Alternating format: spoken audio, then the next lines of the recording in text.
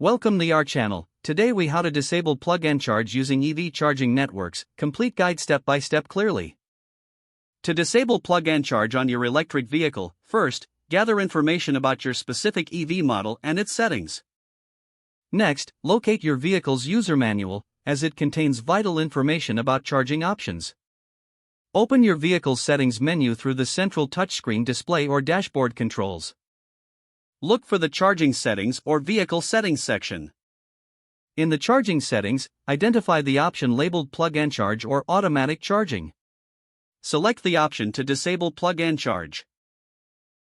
Confirm your choice when prompted, checking any additional warnings or messages.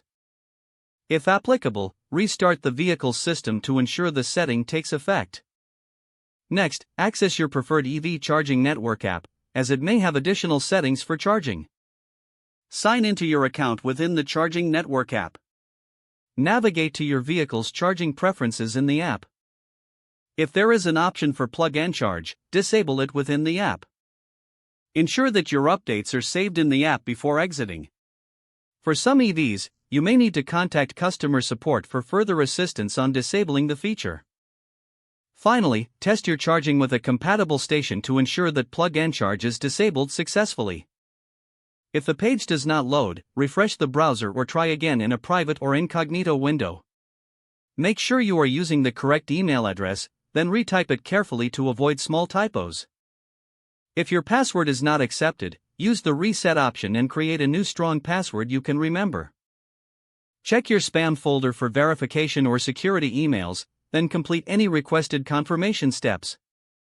Enable two-factor authentication if available to improve account security and reduce unauthorized access risk.